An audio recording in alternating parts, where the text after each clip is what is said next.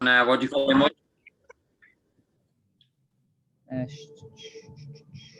Oh, wait there.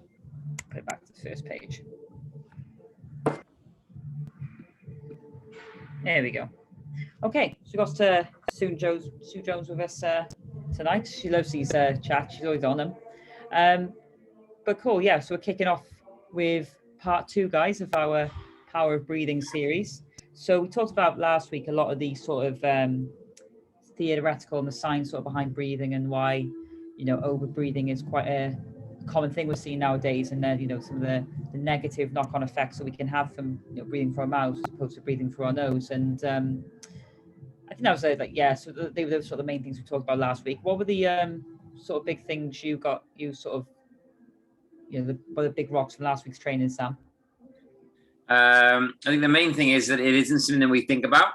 I think we spend a lot of time focusing on nutrition, a lot of time focusing on training, a lot of time, majoring over the minor things, really, what exercise to put in our program, whether we have asparagus or green beans, I know obviously these are important decisions, but on the grand scheme of things, when you have that helicopter view, we actually look back at actually how breathing is vital for not just our health, but, physically.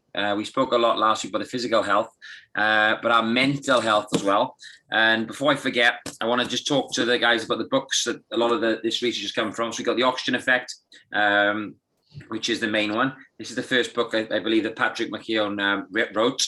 And then he's wrote 2 more. Okay, one's called Close Your Mouth. I know Zoe's going to be nabbing me for these. Or I can already see her getting excited. But the one that I've really enjoyed is Anxiety Free. And I don't think we touched on this enough last week about how breathing can affect your mental health. Okay, because we'll get into that a little bit more tonight as well. But yeah, the breath work is vital for overall health. And I think when we talk about health normally, we do tend to think about physical health. But a lot of people these days are struggling with things like concentration, struggling with sleep, struggling with their mental health, the thought process, anxiety, worrying, and all this kind of stuff. And that's to do with the mental side of the thing as well. And when you think of breathing, we tend to think of maybe meditation, we tend to think of yoga, and they're very mindful activities that help your mindfulness as well. So yeah, breathing is critical. And I do think maybe last week we spoke a lot about the physical benefits, but maybe at the detriment as well of the importance it has on your mental health as well. But they're both equally important, and I don't think we spend enough time actually thinking about breathing. Which is what we want to go into a bit more tonight in terms of making people more aware and what they can do to improve mental and physical health through the breath. Yeah, that's great. Yeah, because when it comes to health, you can't look at, the body is a very complex thing, isn't it? And you can't look at things in isolation. So yeah, like you say, you've got to take into all aspects of it, the physical and the mental side of things. So, and I think we touched, like I say, briefly on it last week, where it's a bit like sleep, sleep pretty much affects all aspects of health, and so does breathing.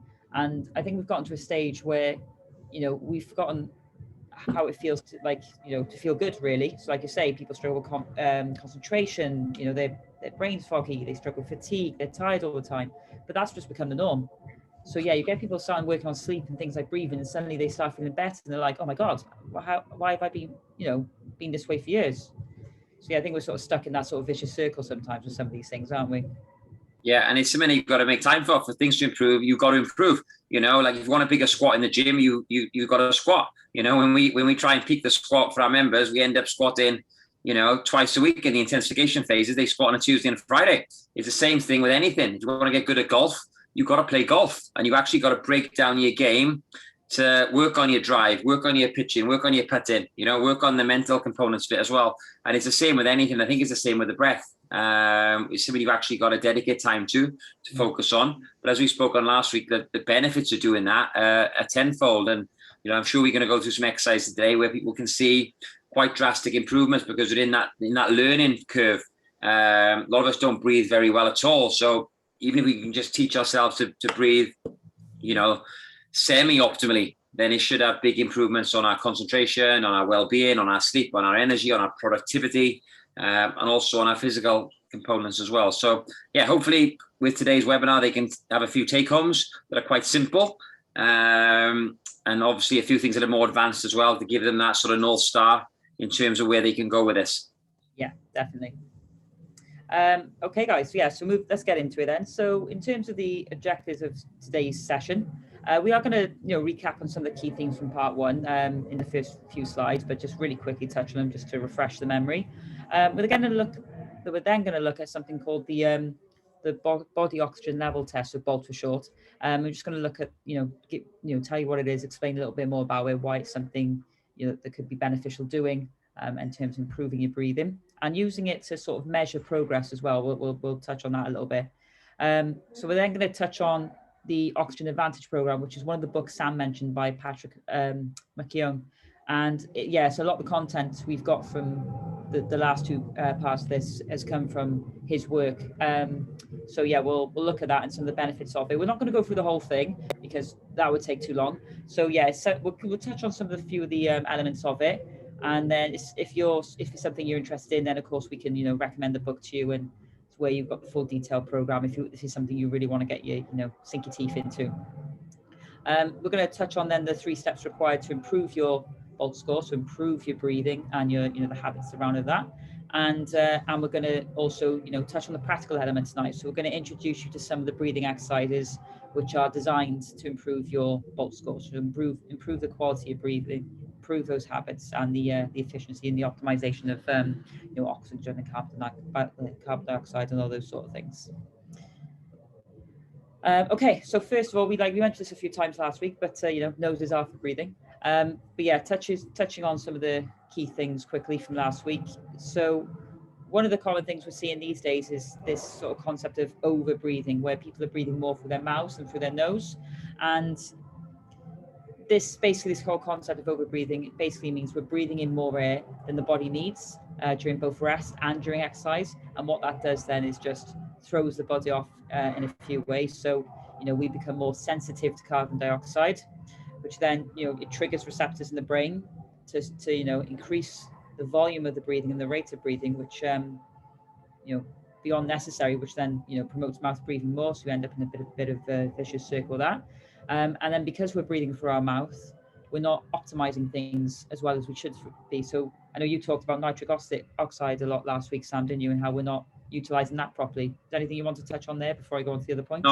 No, that's just exactly that. Yes. Yeah. If anyone missed last week, so we can make the recording available. Both of these presentations have been added to YouTube, so you can check out on that. But yeah, a lot of people think that when they breathe in, they're actually getting more oxygen to their muscles, but actually it's a negative. Sometimes when you have a big breath in, the relationship between carbon dioxide and oxygen has a negative effect on actually getting available oxygen to your working muscles. So yeah, like we spoke about last week, nasal breathing is better for that. Shorter, more relaxed breaths are key, and that also helps with nitric oxide as well. When we breathe through our nose, that's where the nitric oxide comes into the equation. Then when we do mouth breathing, we don't get that nitric oxide benefit. And then some of the others we touched on last week. So constriction of smooth muscles. So circulation gets affected if we're not breathing optimally.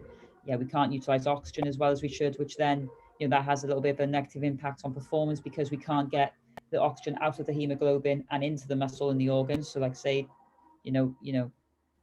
it just has a bit of a knock-on effect then when you're trying to chase PBs in the gym, or you're trying to recover in between sets, all those sort of things. Lactic acid builds up a lot more, which then brings on fatigue in the muscle. There's loads of things that not breathing correctly can impact. Like I say, it touches on pretty much all the aspects of health pretty much. And then sort of briefly touching on the Oxygen Advantage program of sort of the benefits you can get from training breathing, because it is something you can train, it's something you can improve and work on frequently. And so you can get, if it's something you've not worked on before, you can get quite newbie gains from it as well. So like Sam said, like when you first start doing it, you can make big strides in terms of progress. A bit like if you go to the gym, you've never trained before, like session 1 you're doing bodyweight squats, session 2 you might do a goblet squat holding a dumbbell. You can make quite big strides quite early on. Some of the benefits you might find: improve sleep and energy, reduce breathlessness during exercise, you produce more red blood cells, you're better able to utilize that oxygen, which then benefits the working muscles and organs, which can have an impact on performance. less lactic acid builds up. It's pretty much all the opposites of what I said on the previous slide. And yeah, and what's interesting, Zoe, is like I said, we are, because we're a gym, because we're personal trainers, we are very much focusing on the performance-based benefits, the physiological benefits. What was interesting was in 2005, Microsoft did a study with their staff. You know what Microsoft are like with technology, and they found that the average time span for their employees. Now, bear in mind, to work for Microsoft, to work for Google, to work for these companies, they've got quite a difficult process that employees need to get through in order to get jobs. They found that the average attention span for their employees was 12 seconds. Microsoft now, by the way, okay? Yeah. This was in 2005. Now, they did a study again in 2012. The average time concentration went down to 8 seconds. So in 7 years, there was a 25% reduction in time in concentration levels from the employees in Microsoft. A goldfish has an attention span for 9 seconds. So when I heard that, I was like, "Fuck, this is like mental." And they think the reason is because our minds are going crazy all the time. So another thing about nasal breathing is, what does it do?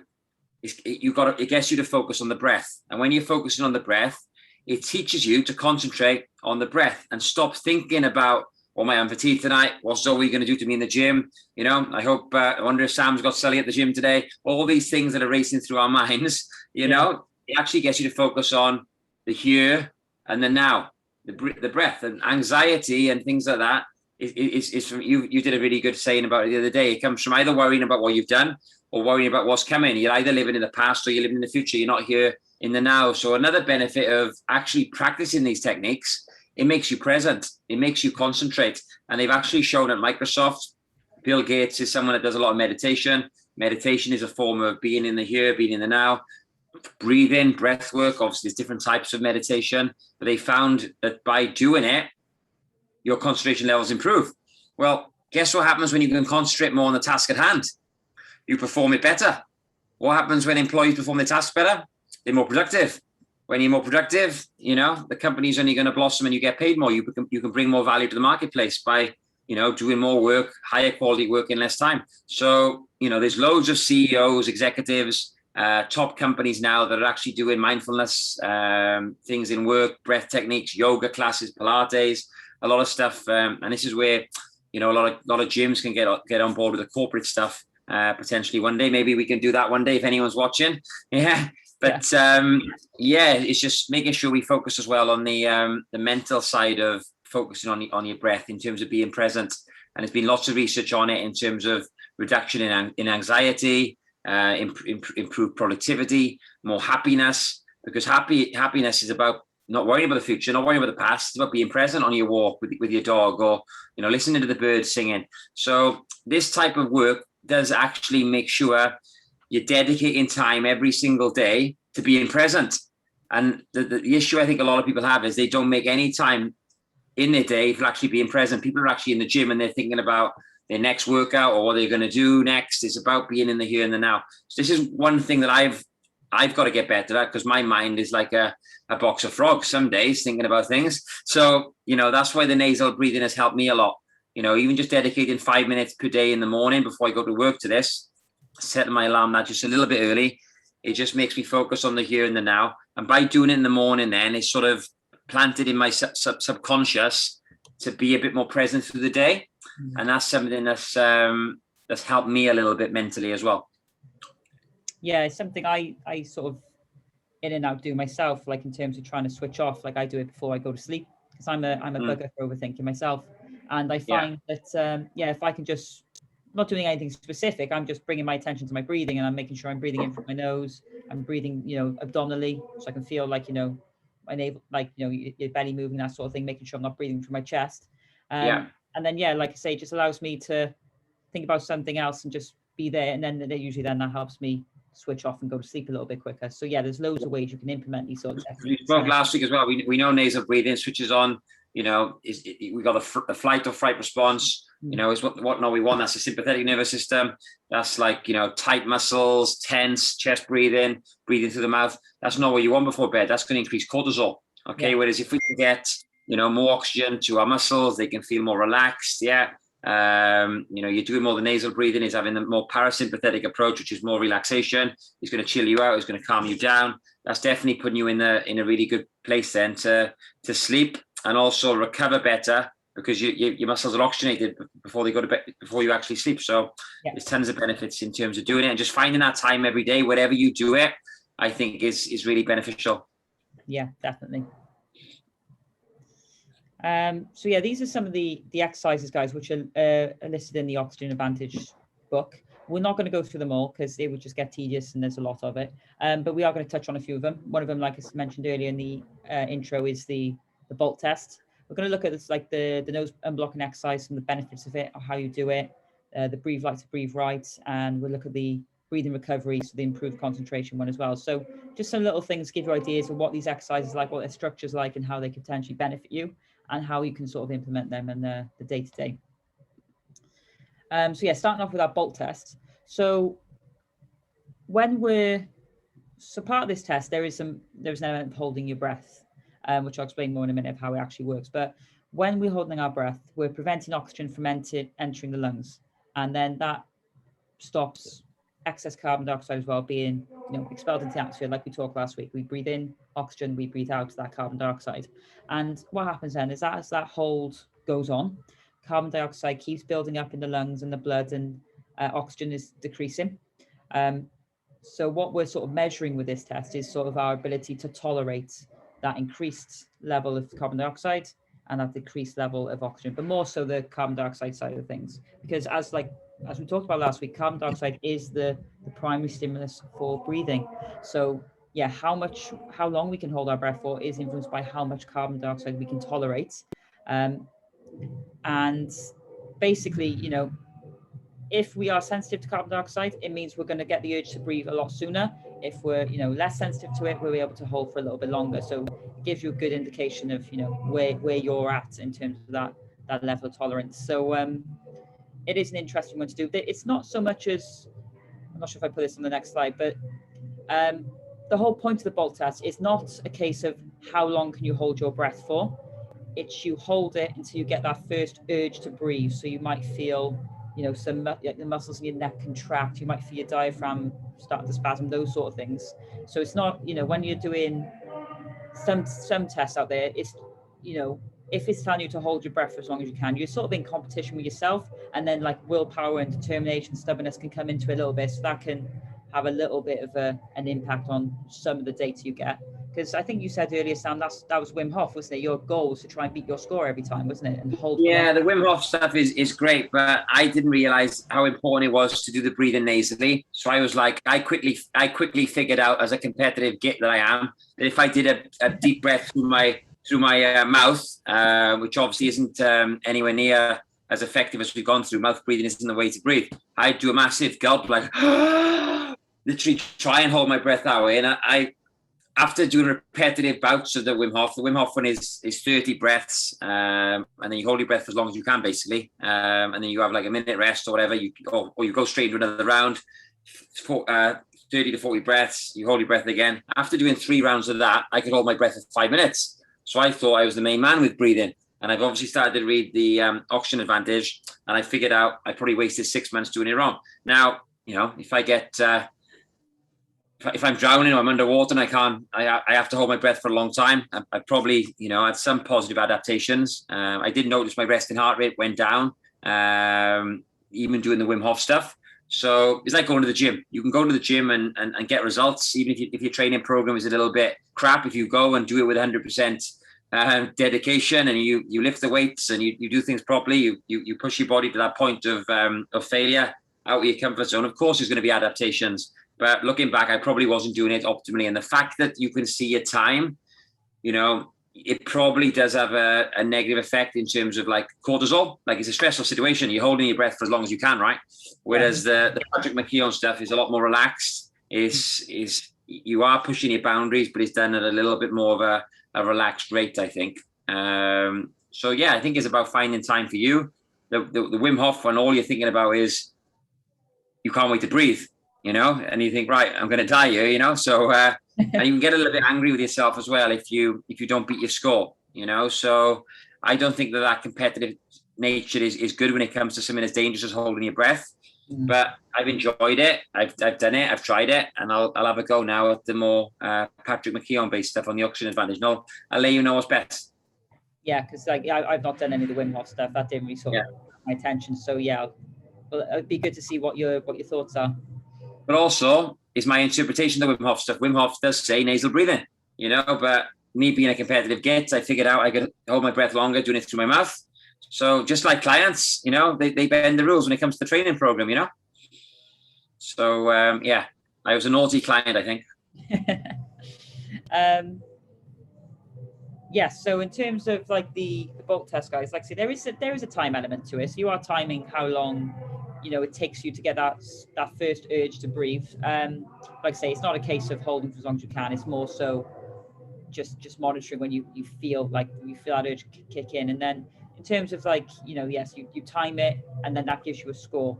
And basically the lower the score, or the lower the time between you starting to hold your breath and getting that first urge to breathe, gives you that sort of indication of what your body's relationship is between, you know, breathing volume and metabolic activity.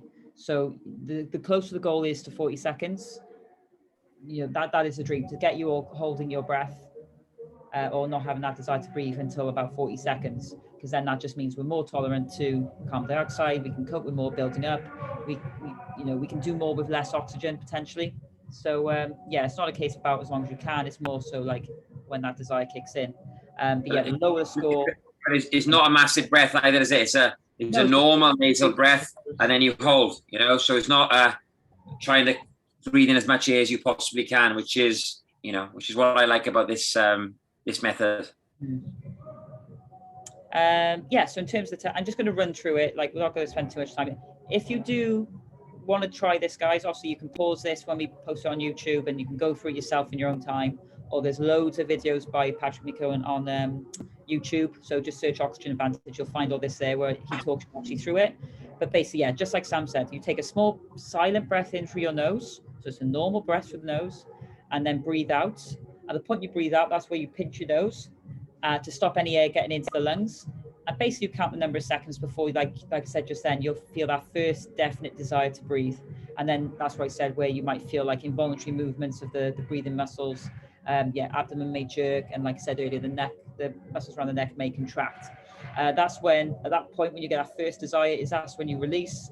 You breathe through your nose, and then you just sort of return to normal breathing, and obviously hit stop on the timer. So in terms of characteristics you might see at certain times, so 10 seconds or less, you might be a bit of a loud breather. Your breathing pattern might be a bit irregular, erratic, it might feel labored, there's no pauses between your breath. And you can see people who score less than 10 seconds or less, they are going to be a mouth breather, and they're probably going to breathe more from their chest and then from their abdomen, and probably average somewhere between 15-30 beats a minute. If you're getting like 10 to 20 seconds, your breathing might still be heavy, but it's a bit more, regular, it says they're regular, a bit more consistent, not so chaotic. And then you'll have a natural pause of like 1 to 2 seconds between breaths, and probably more sort of 15-20 breaths per minute. Have you ever worked with someone who sounds like this character here, Sam, where their breathing is loud, it's all over the place? Yeah, I've got Linda at the moment. She's very much like that. She comes in the gym, she's like, she's very, very breathless, very chest breather, very stressed, very anxious. Doesn't take any time for herself. Lives her life 100 miles an hour. So yeah. Yeah, you can pick up on those characteristics quite when they're sort of like that, can't you? Yeah. And then so yeah, more sort of 30 to 40 seconds, then your breathing just becomes a lot more calmer. It's quieter, you can't hear it as much. There's more of a natural pause between breaths, and then the amount of breaths per minute keeps coming down. So if you're around about the 30-second mark, you're about 10-15 breaths a minute. 40 seconds, 6-10 breaths a minute. So yeah, it's just basically the closer you get to 40 seconds, everything becomes a bit calmer. You're probably more likely breathing through your nose. It's quieter. You're pausing more between breaths. Those are just like, not saying these are the characteristics if your score is here. It's just some of the sort of key indicators, and might give an idea of where you're at before doing the test. But in terms of, like I said earlier, the score is something we can measure. So this is something, if you read the Oxygen Advantage, he sometimes gets people to do this every day, depending on what sort of program they're on, whether they're beginners, more intermediate or advanced. So some people might do, or they do it before their training session. They'll do the bolt score, do the training session, and then that gives them indication of how they're adapting to the exercise. Are they improving or are they not? Is the bolt score getting better, or is it is it regressing? So it's something we can use and compare over a period of time. So in terms of improving the bolt score, so improving oxygen utilization, carbon dioxide tolerance, in terms of our breathing habits, we want to stop losses of carbon dioxide. We want to improve our tolerance to it. And then as well, we can sort of simulate high altitude training through our breathing habits, and that can lead to positive effects, especially with actual exercise and performance. So in terms of stopping losses of carbon dioxide, so we keep going about it. We want you breathing through your nose, okay? Nose is for breathing, mouths are for eating, or whatever he says in his book. So yeah, breathing through your nose day and night. So we talked about, breathing through your nose through sleep being a big factor last week as well. If you're sighing a lot or yawning a lot, that can often be, a sign that, or we are losing a lot of carbon dioxide when those sort of things happen. So I don't expect everyone to do this, but apparently this helps. But yeah, if you notice yourself sighing a lot in the day, then if you just hold your breath for like 10 to 15 seconds after that, that can help compensate any losses in carbon dioxide from that that sigh.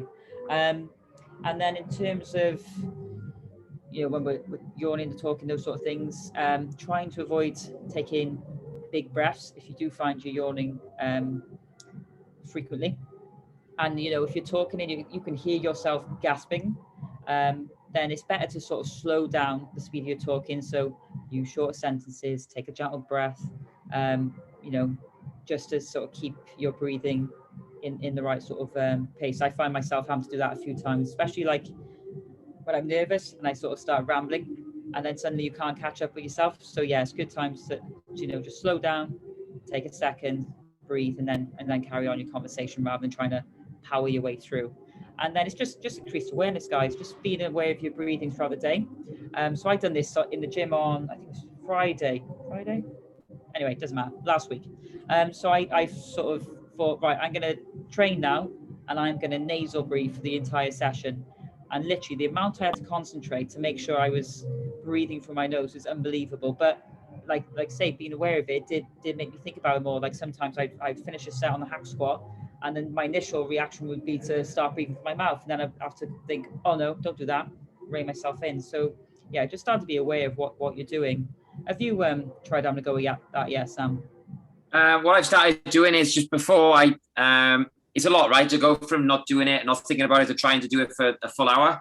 So all I do now is before I start every set, I'll do 3 to 5 nasal breaths. So in through my nose, out through my nose. I'll do 3 to 5, and then I'll do my set. Obviously, we spoke about the benefits physiologically about nasal breathing, getting more oxygen to the muscles. And it's funny, like I don't know whether it is because I'm getting stronger, but I did sets of 8 last week on 40 kilo dumbbell press flat. So 2 40s, did 8, 8, 8. Today I did 10, 10, 10. So that's a 20% improvement. Now, maybe it's because I'm on the second week of the program and it's been in my program a little while. I don't know, maybe it's because I'm on a lower rep range, but it worked, right? And I actually left my session today following progressive overload across all lifts, and I didn't feel anywhere near as fatigued. And disappointingly, but it is a positive, I didn't have as many MAPs on my MyZone, because even though I did the same amount of work, obviously the stress on my body was a lot less, which is brilliant. It shows that I was able to get through a lot more work. And I think I touched the yellow zone maybe once or twice on the bigger exercises, and that's it. But most of my workout today was in the green zone and the blue zone, which is great. We know the physiological benefits of being in those zones. So yeah, it seemed to work today. And now I was just doing 3 breaths. It was more like 3 rather than 5, I'll be honest with you, before every single set. But I had 5 sets on my A series, A1, A2. So that's 10, sets of nasal breathing. I had 3 sets on my Bs, and then it was a tri-set on my Cs, 3 sets. So if you think about that, I probably did about 25 to 30, 3 to 5 breaths nasal breathing today in my workout, which is a positive. Now, the next step now will hopefully be to do it after each set as well. So if I get off the squat racks, like you said, it's not that urge to get oxygen in through your mouth. It's controlling your breathing. And I think then, the next step might be to get some duct tape, the proper tape. And I'll start maybe looking at doing some aerobic work, just 10 minutes initially, with just nasal breathing. I know a lot of coaches that have done that, and they've had really good positive physiological benefits. And a lot of them actually say they sleep a lot better as well, which is interesting from doing the nasal breathing. So that's something we can look at. But obviously you've got to go really very slow, because your body's not used to using it. And in a way, you are depriving your body of oxygen in the normal way that you take it in. So it is something you need to be very careful with, and you shouldn't do any of these techniques. You shouldn't really even try and do these techniques in training, I believe, unless your score is over 20 seconds, I believe. They say that a lot in the book. So don't be trying to do any of these techniques in regards to training, incorporating it into workouts, wearing duct tape to bed, or doing aerobic work with it on your mouth. It's not called duct tape, by the way. I think it's called 3mm tape. You can get it on Amazon. You shouldn't do any of these techniques until you can actually have a score of over 20 seconds. So the first part of this really is just working on that score, and trying to improve it on your sofa when you sat down in the morning on your bed, like Zoe does. Yeah, get that bow score over 20 seconds, and then we can start looking at more advanced ways to bring it up. And the book actually talks about replicating altitude training and advanced altitude training. So most people want to get straight to that. They won't want to do all the basics, but that's where you're rushing things then. Lay that solid foundation with your breath work, and then we can start getting more advanced with it. But yeah, I have started, Zoe, and it's going well so far. Lovely. And then the second step to improve that score was improving your tolerance of carbon dioxide.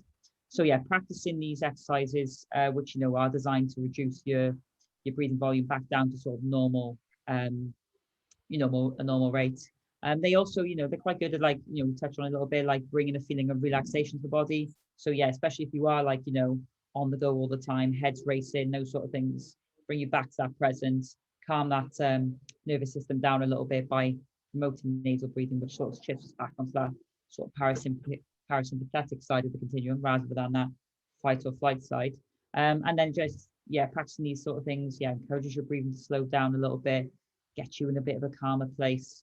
And, the whole point of most of these exercises is to create that need or hunger for air, which, in turn improves their tolerance of carbon dioxide. So yeah, it does. Like I say, you got, like, it is, a lot of it is holding your breath a little bit. So yeah, you start by building those foundations, and then it's like training. You wouldn't walk into the gym on day one and chuck 60 kilos on the bar and start squatting it. You would start light, build yourself up. So and that's what these exercises will progressively do. And just doing these, consistently, it's going to allow you to sort of reset those receptors in the brain, so you can tolerate more carbon dioxide. You can utilize oxygen better, which means effectively the body can start doing more with less available. Stopping the loss of the carbon dioxide and improving your tolerance of it are pretty much necessary to increase your BOLT score, especially if you're on the lower end. So, from 10 seconds, doing these things can get you from 10 to 20 seconds quite quickly. And then in terms of the training side of it, then, also simulating high altitude training can help you improve that score as well. So yeah, during exercise our breathing volume increases, and so does metabolic activity, which again just produces more carbon dioxide, which is released when energy, the muscles and tissues are using energy, and then that comes off as a waste product. So yeah, breathing less than we feel we need to during exercise, then just pushes the body again to be able to tolerate a higher concentration of that carbon dioxide, and again subjecting it to reduced concentrated oxygen. And the benefit of applying these techniques during exercise is because we can create a bit of a bigger gap, really, or more of an air shortage than that can be done at rest. So you wouldn't, like, say, we're going to touch on this now, but where you're at in terms of your BOLT score. So that's one of the key things, is getting that score first of all, and then that will give you a guide of what exercises might be best for you in terms of what are going to get you better, really, in terms of the breathing. So, and one thing I'm going to do, Zoe, and I think you should maybe start doing it as well, I think your clients will like it, is I know when a few of the old SOS staff went out to Denmark with Eugene Teo, he spoke a lot about breath, and he had them doing a similar exercise before every workout. And it's like your first set. It's just getting your body in that state where we know all your muscles have got oxygen, and you can have like a mini one set, one rep, do your bow score, see what it is. And then over the course of, if you're training 3 or 4 days a week, you might add 1 second, 2 seconds, 3 seconds. And yeah, I think people can, they can go from, I think the average time for most people is between 10 and 15 seconds, and they can get up to 20 seconds normally within 2 weeks. So yeah, that's a massive improvement. So it's something we can start looking at doing in our one-to-one sessions potentially. This could be a staff development. Oh, his mind is going again. Yeah, I actually did the bolt test myself the other day when I was having a little play around, and I think I if I did it right, like I say, I've learned a bit more about it now, so I'll have to redo it again and check. But if I've done it right, I was about 24 seconds, so not too bad, not too shabby. Yeah. So yeah, so in terms of where your score is when you first do this, guys, that sort of determines what sort of exercises might be best for you and where you're at. Okay. So yeah, as we've touched on, scores are 10 seconds or under. Pretty much, you're not going to be doing some of the advanced methods. You won't be doing these methods during exercise. They'll be predominantly at rest. So yeah, there's a nose unblocking exercise, which we'll touch on in a bit. Yeah, just promote being aware, trying to breathe through the nose as much as you can during the day and nights. Again, like we talked about earlier, try and minimize the loss of carbon dioxide. So try and avoid sighing and taking big breaths through the mouth. There's also a breathe light to breathe right exercise, but again, this is done during rest, not during exercise, okay? And also you've got a breathing recovery exercise, which is also designed to improve concentration. So we'll go through all those. If you're more sort of 10 to 20 seconds, you pretty much do the same as the previous category, but you can do the breathe light to breathe right during exercise as well. And you can sort of do those high altitude training or the simulation methods of high altitude training during walking or jogging. And then if you're sort of more 30 seconds and more, then all of the above of what we've previously mentioned, but you can also do some of those advanced simulation methods as well. So like I say, we'll touch on these in the next few slides, just so you know what they are. But starting with that nose unblocking exercise. So with this one, including the name, we're trying to unblock the nose and improve our ability to breathe nasally. So breathing through the mouth can cause, it's a common cause of rhinitis or rhinitis, I'm going to say anyway. But basically it causes the blood vessels in the nasal cavities to sort of become inflamed and enlarged. You can see, the normal picture here compared to this picture here. Everything is just a bit more, swollen and puffy. But there's also increased secretion of mucus as well. And what that does is basically makes it more difficult to breathe through our nose, which reinforces the habit of breathing through our mouths because we can't get enough in, and we just, carbon dioxide builds up, and then that's telling the receptors in the brain, it's telling the muscles involved in the respiratory process to breathe through the mouth because we can't cope with this.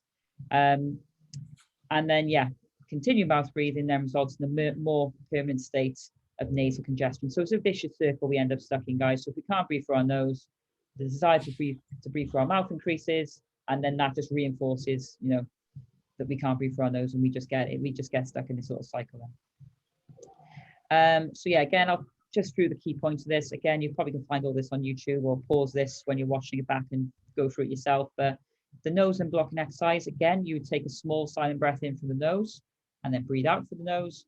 Again, just like the bolt test, you would pinch your nose to hold the breath to stop any air getting into the lungs, and you'd walk as many paces as possible with that breath held. You want to do this until you get a sort of a medium to strong air shortage. So again, that desire to breathe. So it should feel a little bit uncomfortable. You should feel those sort of involuntary muscle contractions starting to happen. But then when you let go and resume breathing, you want to do it through your nose, okay? Don't breathe through your mouth, and you want to try and calm your breathing down as quickly as possible. So ideally, you should achieve this by, by your fourth breath. So your second and third breaths after the initial let go. You want to try and suppress a little bit, calm the breathing, control it, and then once normal breathing is resumed, wait a minute or two, and then repeat again. And you might do this a total of 6 times, and then that should roughly get you to a point where that nose is unblocked, and you should be able to breathe a little bit more effectively. And then, so that was the first one. That's the nose unblocking one. So yeah, if you're like 10 seconds and under, that could be a good one for you. or anyone if you're even your score's a bit higher. But then the breathe light to breathe right, like I said, this can be done during exercise and during a rest. We're going to look at it during rest at the moment, but basically the point of this one is to reset the respiratory centers tolerance to carbon dioxide, so the thing we keep talking about. So we're trying again just create a need for air, so some form of shortage, and we want to sort of keep this going for about 4 to 5 minutes. So these are not long-winded exercises, guys. They're quite short, so you can sort of fit them into your routine as suits you. So like we talked about in the morning or in the evening before bed or before training. And with this one, it can be helpful as well to, if you need to initially sit in front of the mirror, and you can what you can do is monitor your breathing movements and see, how you actually do breathe, and that can make you a little bit more aware of what you're doing when you do this exercise. So this one, you would sort of place one hand on your chest and the other just above the navel, so belly button. So this helps you follow your breathing and get a bit of a feel for it, really. So again, you would breathe in, and so we talk about like you want to breathe abdominally. So you should feel the hand that's placed on your belly button sort of come out a little bit. So you should feel your belly abdominals expand. And then when you breathe out, those abdominals should come back inwards. So you should be breathing through there. You shouldn't hopefully feel your hand on your chest moving around too much. And just, take a few breaths. Notice your breathing pattern, notice the size and the depth of each breath. And then as you go through this, what you want to do is sort of apply pressure to your tummy, which is going to sort of reduce your breathing movements, reduce the ability for that abdomen to expand. And then, the depth of each breath is going to reduce as well. So we're going to be taking smaller and shorter breaths as we go through this exercise. And what that's going to do then over time is create that air shortage, create that tolerable hunger for air. If you're doing this and you start to feel like that breathing's becoming a bit chaotic, it's all over the place, you're starting to tense up, those muscles are contracting, you might have gone a little bit, you're too hard with this. So yeah, if this happens, stop the exercise and just start again when breathing returns back to normal. But yeah, everything about this wants to be a bit calm. So yeah, breathing should be relaxed. It should be, when you're breathing, it should be gentle, slow, it should be quite quiet. But yeah, just as we work through it, we're just gonna, reduce those breaths, stop us from breathing as deeply, create that air shortage, and then that, trains the body then to again deal with the fact that it can't get as much oxygen in and it can't get as much carbon dioxide out, and eventually it adapts and it learns, and these sort of receptors in the brain reset, and we learn this is the new norm. And again, it's just training the body to do more with less, basically making it more efficient. And then the next one was the breathing recovery exercise. This could be good for concentration as well. And yeah, basically the whole point of this one is to aid recovery from physical exercise, but it also can be used to help calm your breathing or your mind. So if you find yourself in a, like I say, I do this like sort of breathing stuff before bed, some does it in the morning, like, it's where it suits you and your sort of routine. But again, we just want to practice this for about 3 to 5 minutes, so nothing too long-winded. But this one, again, you're breathing out through the nose, you pinch your nose with your fingers, pinch it, yeah, you know what I mean, and hold the breath for 2 to 5 seconds, not too long, and then you let go, and then you breathe normally again through the nose for 10 seconds. You just keep repeating this process that duration of time.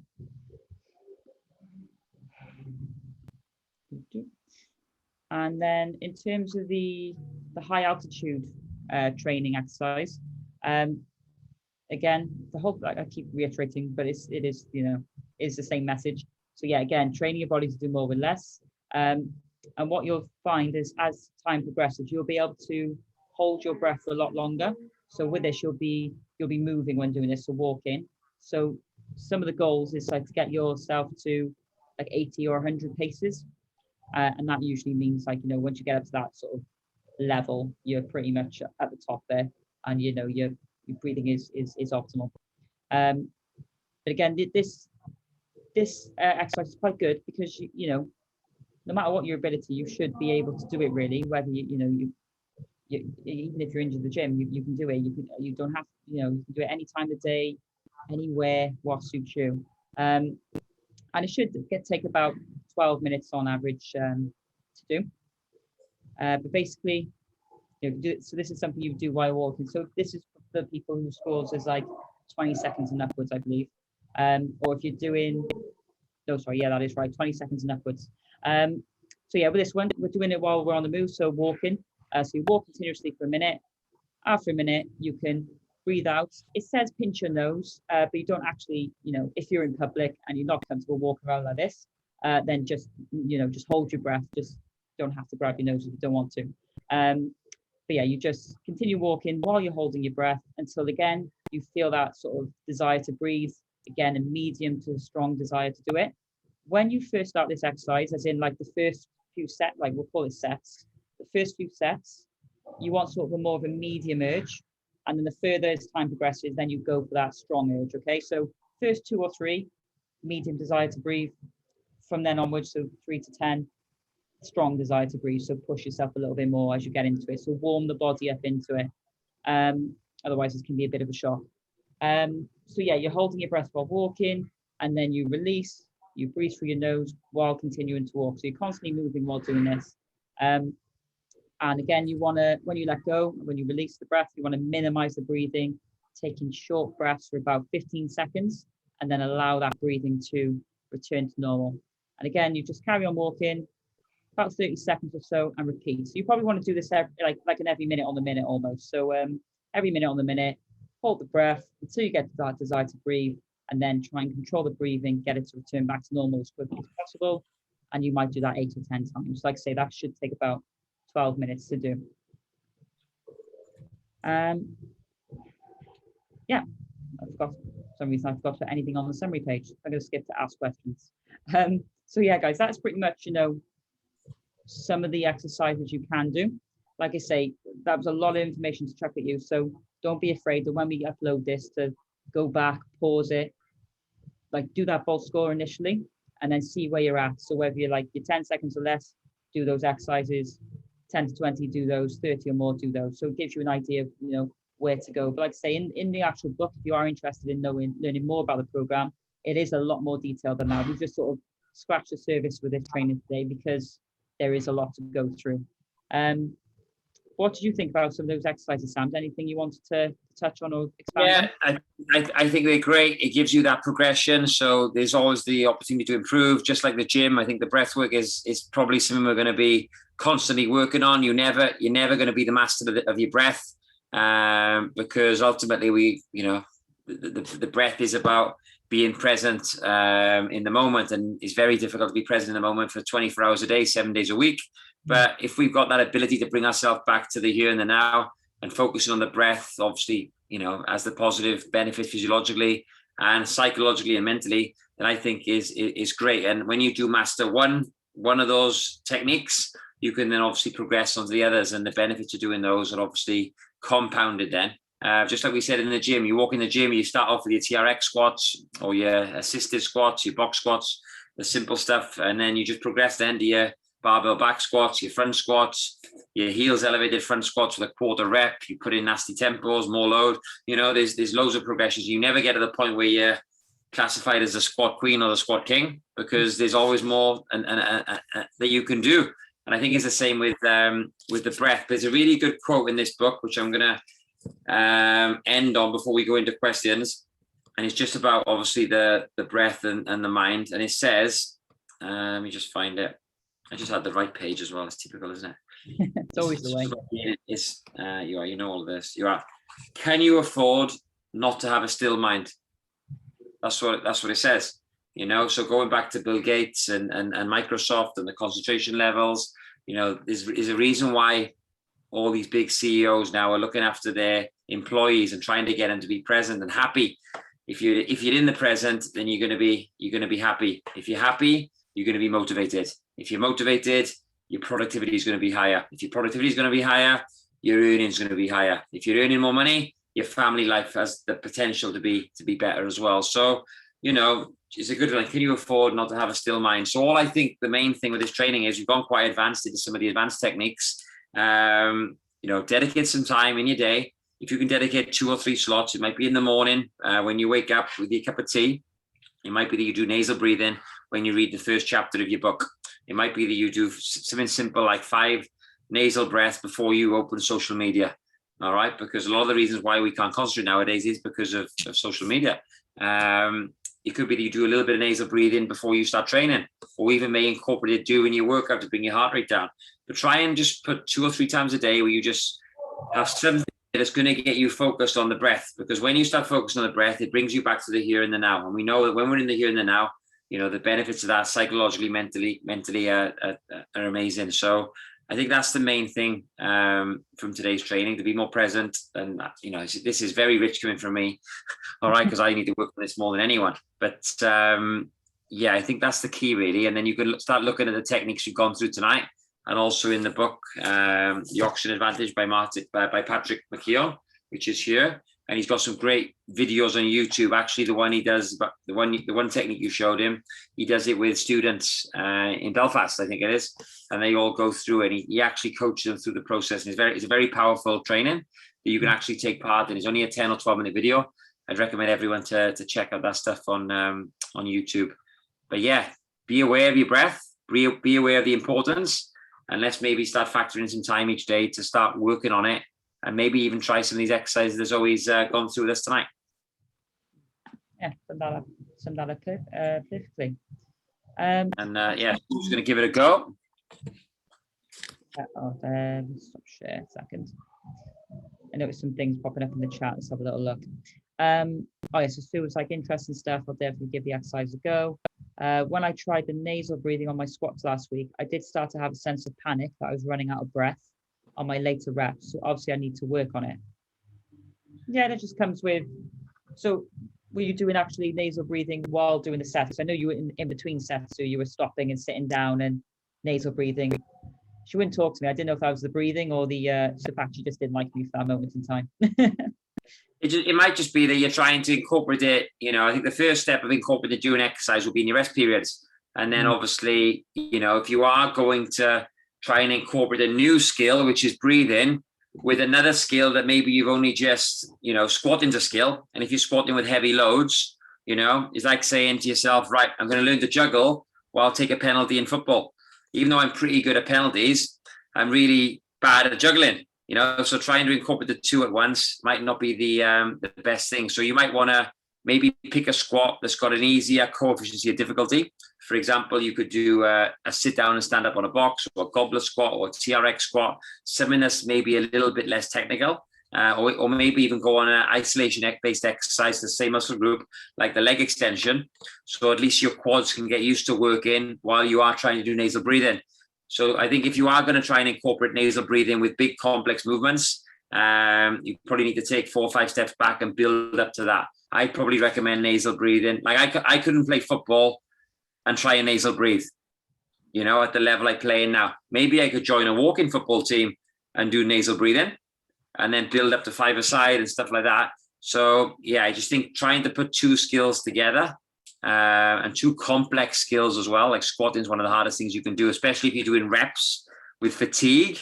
Yeah, it might be a little bit too complex. I think initially, and you might not have a very good score at the moment. You might not be qualified to actually incorporate nasal breathing into your workout if your score isn't above 20 seconds. So I think that's the first bet. Get your 20-second score.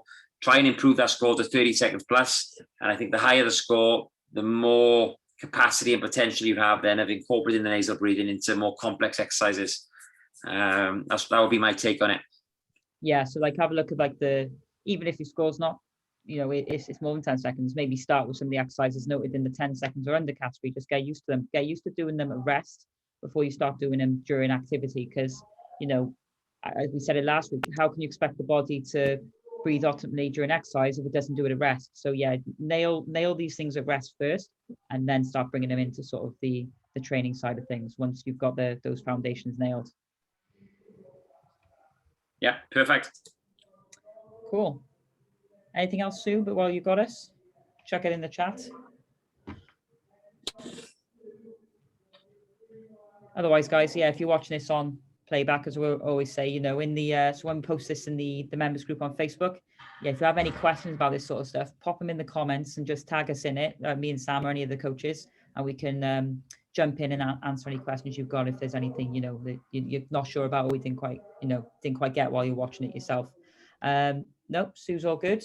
good chat. Perfect. Thank you. So we're going to go into more bracing, breathing in the next 2 weeks. So yeah, with Rogan, I believe, yeah.